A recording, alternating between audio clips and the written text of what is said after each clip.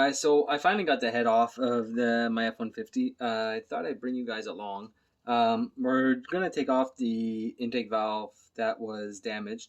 I don't have a valve spring compressor tool, so I'm just going to use a trick that an old mechanic taught me. I advise against doing this unless you have some experience, because you could seriously hurt yourself. So wear safety goggles, protect your hands, and make sure that you don't lose any components.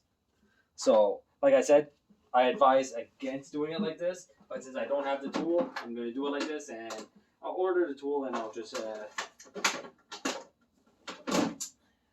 and I will get a new one, because there is a lot of tension behind these valves. So you don't want to lose the keepers, that's for sure. And if you don't know what keepers are, I'll show you that in a minute. I'll show you guys the valve, the holder for the keeper, and the valve spring. So like I said, really condone against doing this, but when you don't have a choice, you don't have a choice. So basically all you do is that you take and you hit onto the top of the valve with a socket, and what that's going to do is going to push it down. Now, as it pushes it down, hoping that the keepers fall out of where they're supposed to be. So, like this one fell out, and I see it right there. I'll get a magnet. So, this is your valve spring. This is your holder for your keepers. It is tapered, so whenever you put it in, your keepers are also tapered. So they just sit into here, like this. And they also lock onto your valve. So we're gonna flip this over real quick. I already have it all taken apart.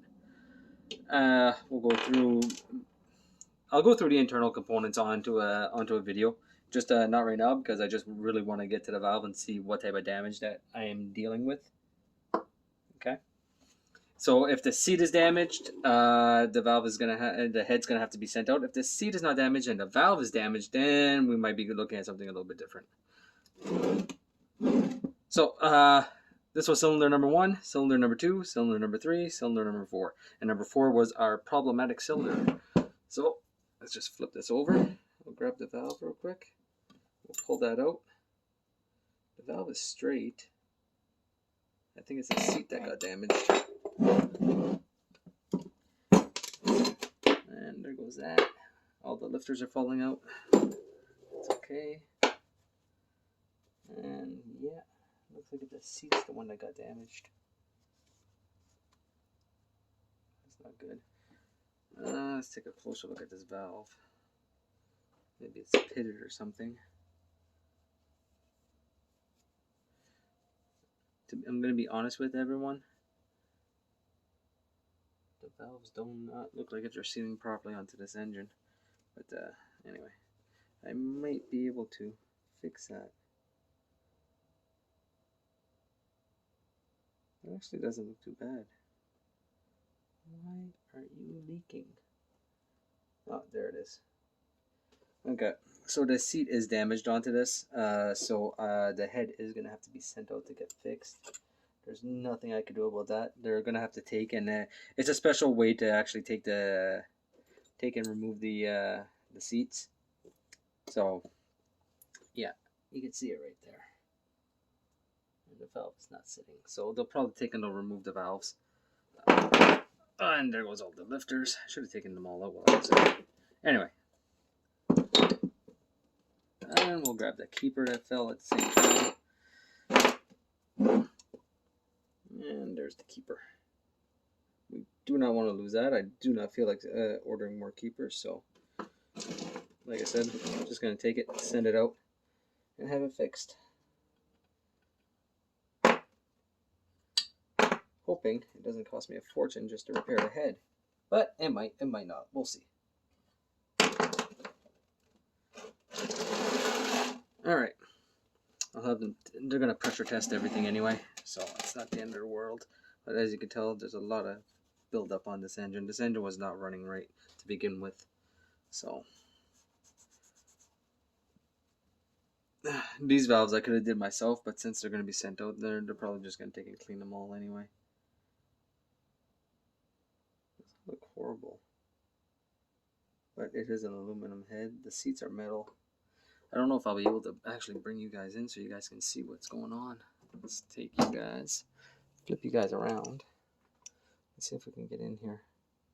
My camera's pretty good, so let's focus a little bit. And that is the area. For some reason, it looks like if it got damaged. But it also looks like if this was already machined once. I don't know if you guys can look on the inside there. So I'm thinking that maybe the head was already redone once, but just not done properly. So that made for a pretty short video. I'm gonna show you guys the valve right now. So this is your intake valve. Now your intake valve typically is bigger than your exhaust valve, but on this engine, because you have two intake valves, one exhaust, your exhaust valve is bigger than your intake. So, alright guys, so I decided to restart the video. The autofocus was onto my camera and it completely messed up all the video. So I decided to redo it at this part. Now, from this point in the video, the head is already at the shop, so I kind of lost all that footage. Sorry about that. But thought I'd go over valves with you guys real quick. We'll go over the intake valve, the exhaust valve, the spring, the keepers, and the valve seals. So the first thing that we'll do is that we'll go over valve seals. Now, valve seals are exactly what they sound like. It's a seal that sits around the valve, and its main job is to make sure that oil does not leak past the guide and enter into the combustion chamber and get burnt up and exit the exhaust, and that'll just create more pollutants. So your valve seal looks something like this. On your vehicle it might look a little bit different, but basically you'll have a area that's going to sit onto the head. Then after that you're going to have an area that's going to sit over your guide, which is going to be this area over here. And then after that you'll have a small little spring. Now if you have ever done a transmission axle seals or any type of seal onto a car, really, there's always going to be some type of spring onto it in order to add tension to the malleable part or the soft part to stop it from leaking. Now, do I have the new set of seals here? I was pretty sure I did. I think I do. But anyway, so basically what ends up happening is, well, imagine that this is the cylinder head right here. The valve seal sits like that. You have a guide that your valve sits into, your valve stem sits into, and this sits over it. Now, as the valve is traveling up and down like this guy's job is to make sure that there's no oil that gets past him and no oil that gets into the guide and goes into the combustion chamber. That's the job of the valve seal. It has no other job except for that. So, after that, let's go valve spring. Now, valve springs actually have a very, very important role. Now, how can I put this? Your valve spring has to be at a specific height. Okay, now that height is determined by the manufacturer, and you got to go into the shop manual in order to find it. Basically, all you got to do is find that number, measure your valve with it open. Okay, so no tension onto it, and see if it is still within spec. If the valve is shorter than what it's supposed to be, replace that valve spring. If that valve spring is shorter than what it's supposed to be, replace that valve spring. Because what can end up happening is that the keepers on the inside can actually pop out loose, and then your valve can fall inside your engine, and then if that happens, it's catastrophic damage. So if you're going to measure them properly. You can also measure the tension that it takes in order to push down onto the valve. That you need a special tool. I don't have that here. Machine shops have that. So basically it's just a tool that's going to take, it's going to sit onto the valve, and you're going to see how much force it takes to start to compress that valve. X amount of, I think it was millimeters, if I'm not mistaken. And if let's just say it moves 10 millimeters and it took you 60 foot-pounds of pressure in order to move it 10 millimeters, then if that's what the spec is in the manual, then your valve is good. If it's not, if it's less than that, replace the valve spring because it's compressing too easily. Okay, And then after that, the valve spring's main job is to take and return the valve into its seated position onto the head, and return it up to its normal position, so that when the cam comes back, the cam lobe comes back around again. Oh, you guys can't even see. When the cam lobe comes back around again, that it takes and it pushes it down, and then the cycle repeats. Just like this. So that is the job of your valve spring. So far we have the valve guide, we have the valve spring, and now we're going to go over the retainer for the keepers and the keepers. So your retainer for the keepers normally, well, not normally, it will always sit on top of the valve spring like so. Okay? And as it sits in there, its main job is to hold these little guys. These are your keepers. So the main purpose of the keepers is to take and make sure that the valve spring stays into a locked position onto the valve, and that it moves up and that it's able to move the valve up and down into a smooth motion. Okay, so if you have a bent valve, it's not going to work the way it's supposed to, and it could probably end up popping out and coming loose and causing catastrophic damage. Now,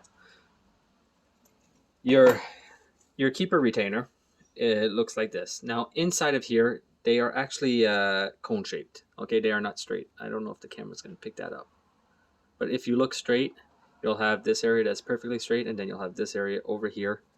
Wish I had a pointer. Must have something. Give me 1 second.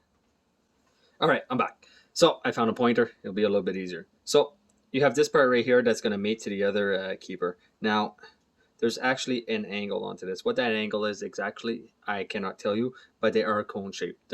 So what they do is that they sit inside of the valve, the retainer for the keepers, and they sit in there like so. Now, what ends up happening is that when you take and you put this on, you put your, so what ends up happening is that when you take and you put your keeper retainer on, your keepers will sit in the middle of that up to a specific point, and then you'll put in your other one like so.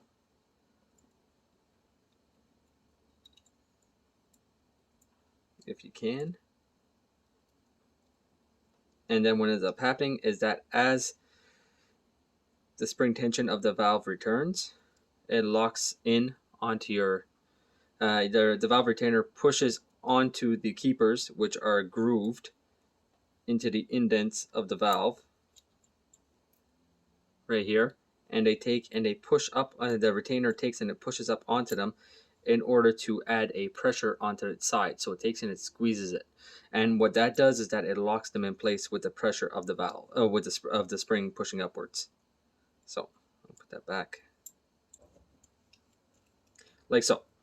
So now as your valve moves up and down like so, I'll try to do this like so, the spring is going to be compressing with the lobe, from the cam lobe hitting onto the rocker roller follower on this one, and it's going to take and it's going to move your valve up and down and keeping everything nice and snug and tight. So that is it for the retainer, and that is it for the keepers, and that is what the keeper holder on your valve looks like. Okay, this one has 3. You might, some of them I've seen with 1, some with 2, some with 3. It really depends on your vehicle and what the manufacturer wants to put in there. So that is it for that. Now we can get into the valves. So this is an intake valve, and this is an exhaust valve. Okay, now typically on engines, as I stated before, your intake valves are normally larger than your exhaust valves. But now since this engine has 2 intake valves, the exhaust valve is the larger one. But if we take the circumference of both of these valves, it still equals more than what one exhaust valve equals. So what does that mean? That means that we have more air and fuel entering in the engine. You got to remember that there's 2 types of engines out there, right? You have GDI engines, which spray fuel directly into the combustion chamber, and then you have a MPI engine, which sprays the fuel into the air mixture, which then gets mixed around with the turbulence inside of the intake and the way that the intake chambers are made, and then it gets sucked into the combustion chamber. So, depending on what style of engine you have, you will have the GDI style, which will only let air in and seal. That's the job of the intake valve. Or you can have the MPI engine, which you will have the air fuel mixture coming into the engine, and it will have to suck in that air fuel mixture, and then it will have to seal that cylinder. So the main jobs of the intake valves are to allow air and fuel into the cylinder and seal the cylinder when needed. And the job of the exhaust valve is to seal the cylinder and expel the gases that are created during the combustion event. So that is pretty much it for valves and their major components. So I hope you guys enjoyed this little video, and I will see you guys next time.